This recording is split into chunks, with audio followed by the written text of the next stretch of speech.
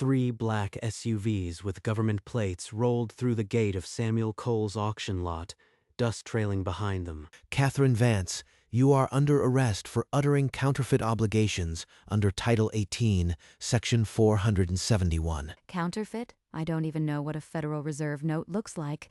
This is a mistake. Deputy Jensen, who'd arrived first, stepped back as the federal agents asserted jurisdiction, his local authority suddenly meaningless, less than 48 hours earlier. Catherine Vance had been the untouchable HOA chair, leading her cleanup crew with smug satisfaction. Across town, Samuel Cole was carefully sealing a 1934 specimen note inside a steel display case, preparing to return it to the Treasury. And at the Saturday auction, a young woman named Emily handed over a $5 bill for a mismatched box that contained the case. Now Catherine stood trembling, a felony charge landing for what she'd dismissed as a nuisance cleanup. The whole catastrophe could be traced back to a single $5 box sale and one woman's need to control what wasn't hers. This is how it began, 2 days earlier, when the auction was still just a Saturday routine. This note is restricted federal property. If it got into the wrong hands, I need to call the Treasury on Monday. He slid the note into a new archival sleeve and locked the steel display case, the key turning with a heavy click. That auction lot is a disaster. Junky furniture, dirty vans, and it's dragging down our property values. I propose a cleanup committee this Saturday. We'll repack the mess into boxes while he's busy selling. The board approved Catherine's Visual Standards Initiative without debate, her authority as chairwoman going unchecked. In her email to volunteers, she wrote, "Wear garden gloves. We'll box up the worst of it and show that auctioneer what HOA pride looks like." Samuel spent Friday afternoon arranging the auction lots, his mind on the Treasury return.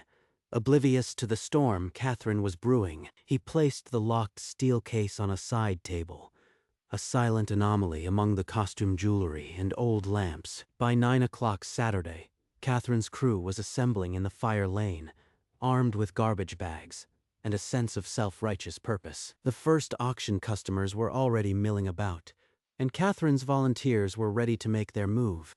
Auction day opened with Samuel Cole at the podium, calling bids on a vintage dresser as the crowd buzzed. While his back was turned, Catherine's volunteers fanned out among the outer tables, pulling items into flat-pack boxes. One volunteer lifted the steel case from the side table and dropped it into a box with a stack of old Reader's Digests. All that metal junk, just get it out of here. $5 a box? Take it or leave it. A young woman in a sun hat, drawn by the low price, pointed at the heavy box with curiosity. $5? And don't expect me to carry it to your car. The woman handed over a crumpled $5 bill, and Catherine stuffed it into her fanny pack without a second glance as the gavel fell on the final lot. Samuel surveyed his domain, tables now bare, the crowd thinning, and felt a flush of satisfaction. Not a bad morning. I'll call the Treasury first thing Monday. Get that note back where it belongs. But the steel case was already riding in a stranger's hatchback, its federal contents hidden beneath a 1987 National Geographic. As Samuel began boxing his own paperwork, his gaze swept the bare side table. The locked steel case was gone. That rusty metal box? It went into the $5 pile. You are welcome. He didn't argue. He ran to his truck, hands shaking, already pulling out his phone. Agent Matthews, I've lost a restricted 1934 specimen. It was just sold in a junk box. Stay put. We're mobilizing.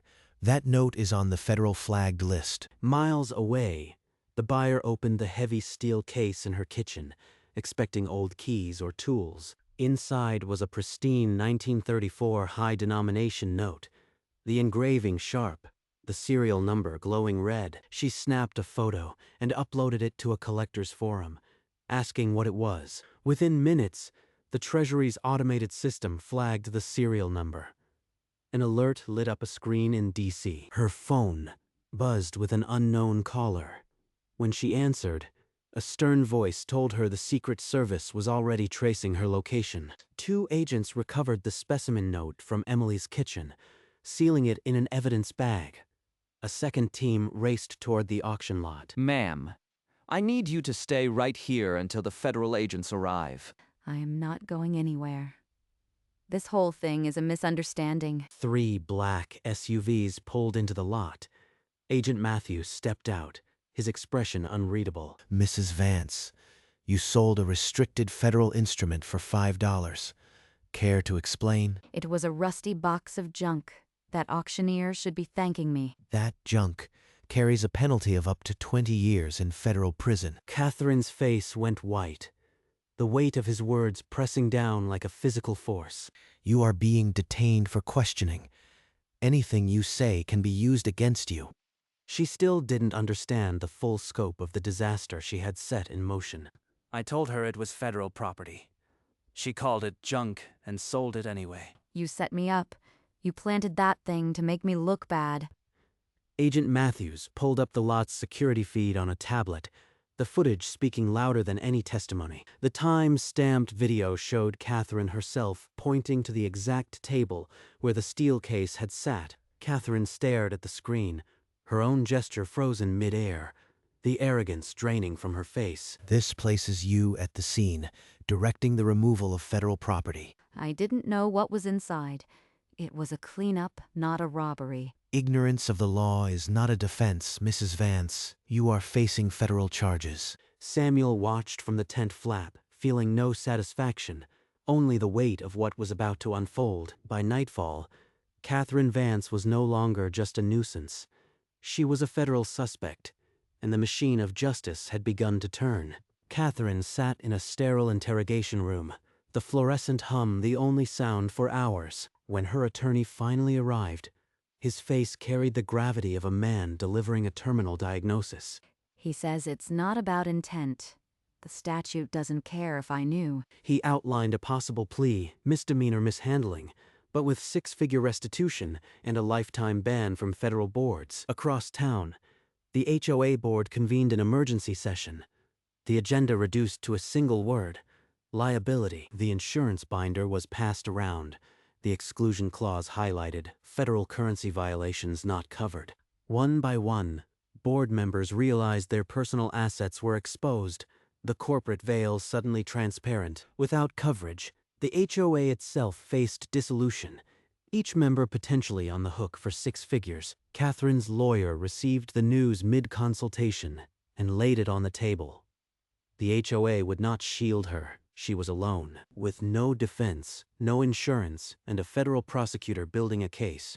The path to a plea deal was the only open door. The following morning, Catherine Vance was escorted from the interrogation room in handcuffs, the official charge, uttering counterfeit obligations. This is insane. I am not a counterfeiter. I am a community volunteer. The charge is federal.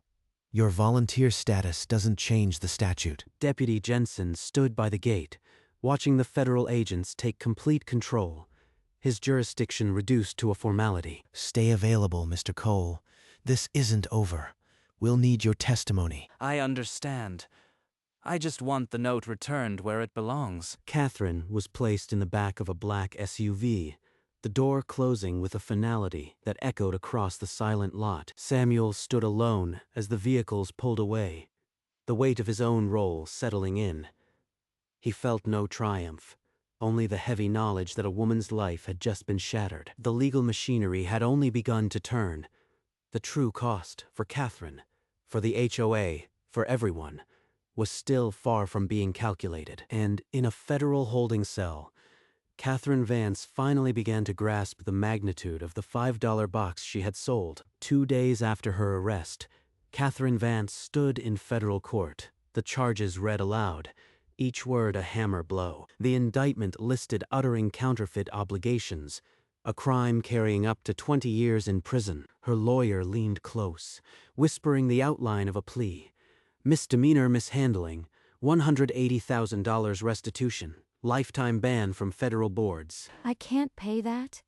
This is unreasonable.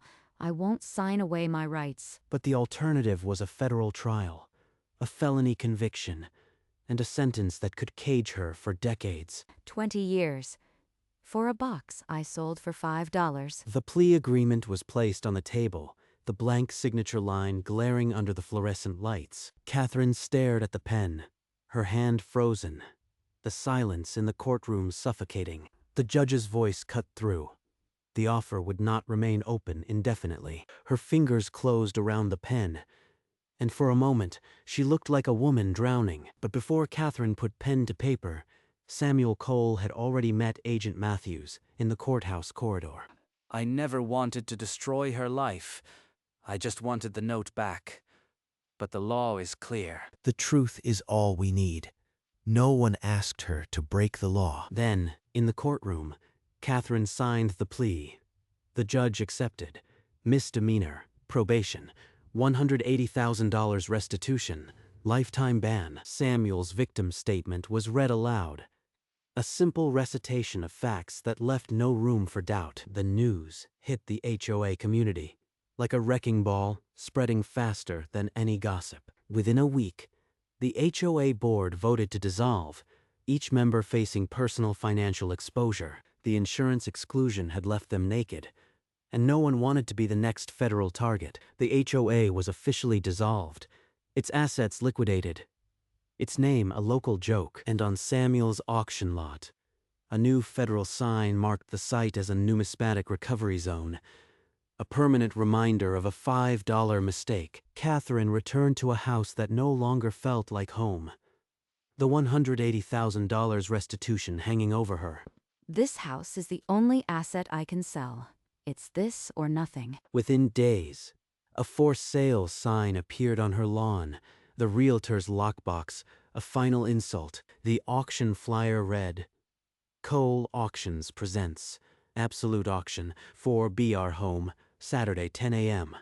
Proceeds to satisfy federal restitution. Neighbors traded gossip over fences. The scandal a bitter currency on the block. On Samuel's lot, the federal designation drew curiosity seekers, his auction numbers swelling. I didn't ask for this fame, but if it helps the business, I'll take it. Attendance at his weekly sales doubled, the curious coming to see where a $5 mistake changed lives. His assistant could barely contain his excitement, gesturing at the packed tent with a record crowd. Samuel felt a pang of guilt, but the auction of Catherine's home was scheduled, and he would do his job. The morning of the home auction, Samuel's lot was unrecognizable. A 4-bedroom house sat on a flatbed trailer, its porch steps removed, a husk of a dream. Ladies and gentlemen, we are auctioning the property known as 73 Briarwood Lane. Proceeds to satisfy federal restitution. Opening bid at $100,000. Catherine stood near the back, arms crossed, her fuchsia blazer replaced by a dull beige coat. She watched her home become a spectacle. Bidder cards shot up. The crowd was less interested in the house than in the drama. A HOA queen's downfall, sold by the man she tried to evict. They're not buying a home. They're buying my humiliation. 160. I have 160. Do I hear 175? The numbers climbed, each new bid a nail in Catherine's old life. She didn't flinch, but her clenched jaw betrayed the fury beneath. Samuel kept his voice steady, but he caught Catherine's eye for a split second. No gloating, just the grim mathematics of justice. Going once at 195 anymore? The gavel hung in the air, the crowd holding its breath. Catherine's future balanced on the edge of a single hammer blow. The gavel slammed down. Sold for $195,000. The crowd exhaled. A young couple in the front row hugged fiercely, their paddle number 47 triumphant. Catherine turned sharply away, her shoulders rigid, refusing to show a single tear. It's gone. My home, my garden, my life. Over a box I sold for $5. Before nightfall, the $195,000 was wired to the federal clerk's office. Her restitution, paid. She borrowed a friend's car and left the lot, 2 suitcases all that remained of her domestic kingdom. Samuel watched the trailer disappear down the road, a hollow ache settling where satisfaction should have been. It's over, but winning feels heavier than I expected. The lot was quiet again, just the federal sign catching the last light, the story already spreading. In a cheap motel, Catherine stared at her bank app. $0. The $5 box had cost everything. As dusk settled over the empty lot, Samuel sat alone on the auctioneer's platform, the silence heavier than the earlier noise. A figure emerged from the tree line. Catherine, her beige coat smudged, her steps slow and defeated. Are you happy now? You've stripped me of everything. I didn't strip you. You walked into this with a garbage bag and a $5 price tag. I was trying to clean up the neighborhood. You turned it into a federal case. The law didn't care about your intentions. It only cares about what you did. She opened her mouth to retort, but the words died. The weight of his statement hung between them. For a long moment, they just looked at each other. Two people whose lives had collided over a steel box. Then Catherine turned and walked away, her figure shrinking against the twilight, her high heels replaced by worn flats. She'll hate me forever, but maybe she'll think twice before tearing down someone else's property. A week later, the federal sign was officially unveiled at the lot entrance, a permanent marker of the numismatic recovery site. The local paper ran a headline: $5 box brings down HOA queen. Auction lot, now federal landmark. Then came the school bus, a field trip from the local middle school, kids piling out to hear about the 1934 note.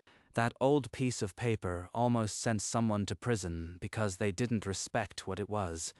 The law protects history, like it or not. The teacher nodded. The students scribbled notes. Samuel had become an accidental educator. Maybe this is what Grandpa would have wanted. Not revenge, but making people understand. His Saturday auctions were now standing room only, drawing curious from 3 states.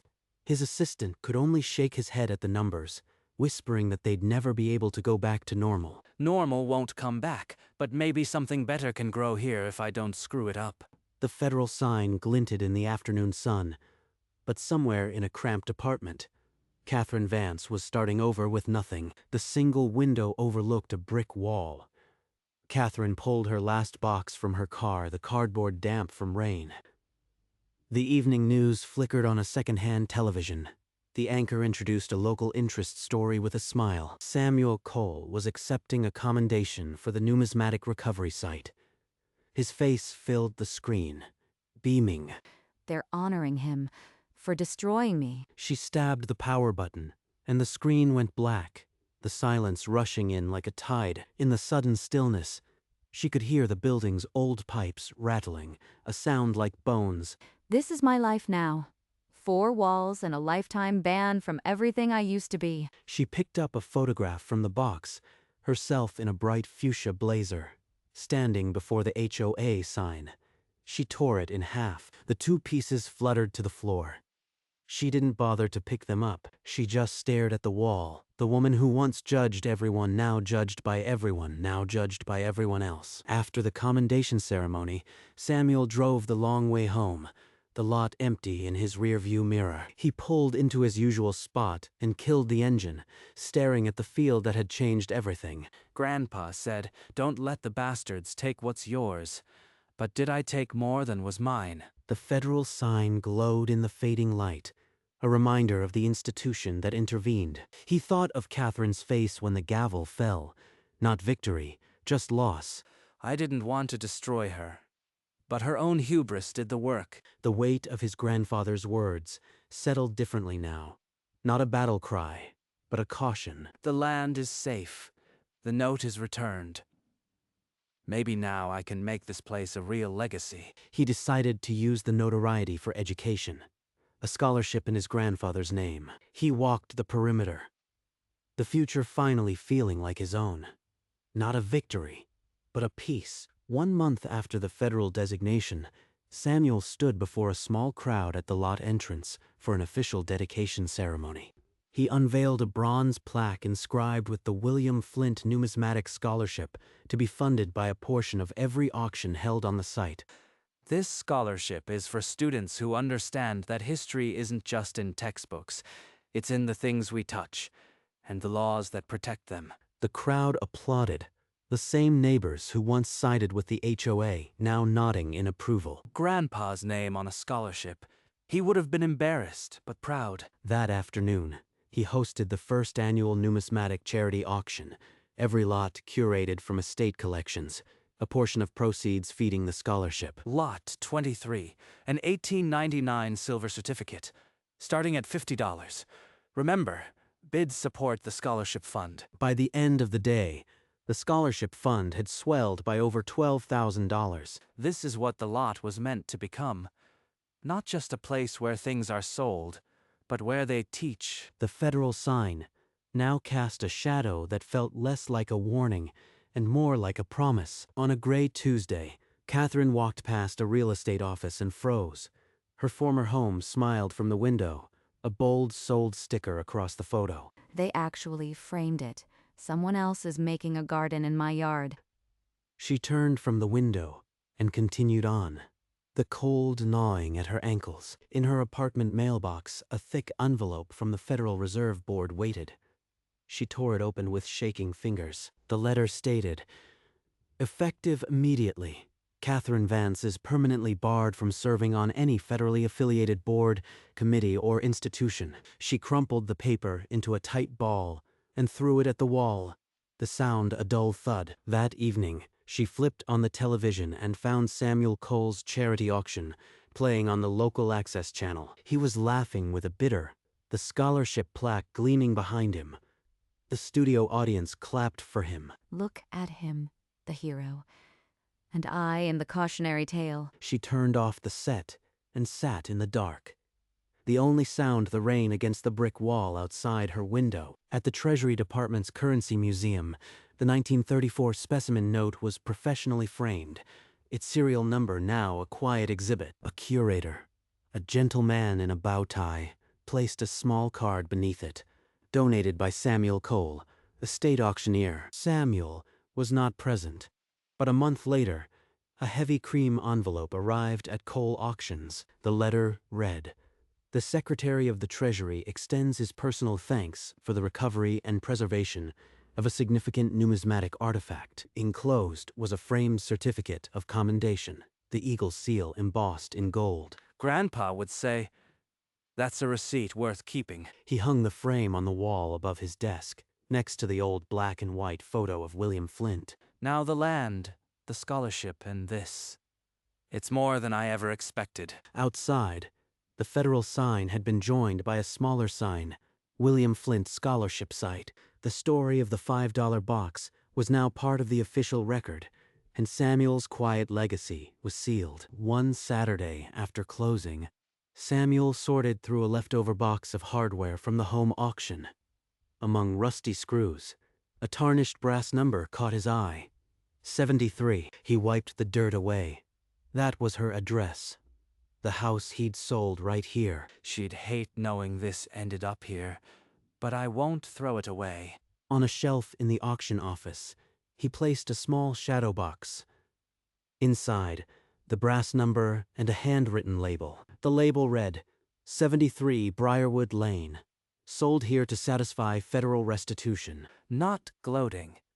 Just a reminder that small mistakes can have big consequences. Visitors to the lot sometimes noticed it, and when they asked, Samuel told the story without malice. The shadow box sat on a shelf next to the scholarship plaque, an odd couple of artifacts. This is what it's all about. Not revenge, but teaching. And so the $5 box continued to pay dividends, in irony and in education. On a clear autumn evening, Samuel walked the perimeter one last time before locking up. The federal sign caught the last rays of the sun, its metal surface glowing like a coin. Grandpa would have liked this. The land, the scholarship, the quiet. He paused by the scholarship plaque, touching the bronze letters of his grandfather's name. Then he walked to the iron gate, the weight of the day sliding off his shoulders. The gate swung shut with a familiar clang, a sound that meant rest. Beyond the fence, the field lay peaceful and still, the sign standing guard over his strange inheritance. All this from a $5 box and a woman who couldn't leave well enough alone. He lingered a moment, then turned toward his truck, The lot's story now part of the soil. The gate stood closed. The signs faced the coming night. And the auction lot was at peace,